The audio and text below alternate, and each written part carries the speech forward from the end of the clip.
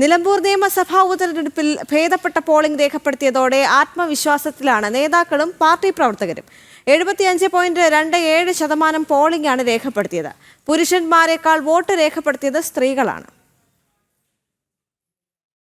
നിലമ്പൂരിൽ വോട്ടിംഗ് 75% കടന്നതോടെ കൂട്ടിക്കിഴിക്കലിലാണ് പ്രധാന മുന്നണികളും സ്ഥാനാർത്ഥികളും. മികച്ച പോളിംഗ് രേഖപ്പെടുത്തിയത് തങ്ങൾക്ക് അനുകൂലമാകുമെന്ന് ഓരോ സ്ഥാനാർത്ഥികളും നേതാക്കളും അവകാശപ്പെടുന്നു. മണ്ഡലത്തിൽ മികച്ച പ്രചാരണം നടത്താനായതോടെ ഇത്തവണ വലിയ മുന്നേറ്റം NDAക്ക് ഉണ്ടാകുമെന്ന് BJP മലപ്പുറം ഈസ്റ്റ് ജില്ലാ പ്രസിഡന്റ് രശ്മിൽനാഥ് പറഞ്ഞു. ഞങ്ങൾ തികഞ്ഞ ആത്മവിശ്വാസത്തിലും ശുഭപ്രതീക്ഷയിലുമാണ് ദേശീയ ജനാധിപത്യ സഖ്യം ഈ നിലമ്പൂർ നിയോജകമണ്ഡലത്തിലെ തെരഞ്ഞെടുപ്പ് കഴിഞ്ഞപ്പോൾ അതിൻ്റെ കണക്കുകൾ ലഭിച്ചപ്പോൾ ഞങ്ങൾക്കുള്ളത്.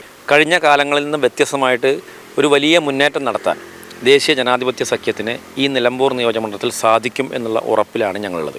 ആകെ 2,32,057 വോട്ടർമാരാണ് മണ്ഡലത്തിലുള്ളത്. 1,18,750 സ്ത്രീ വോട്ടർമാരുണ്ട്.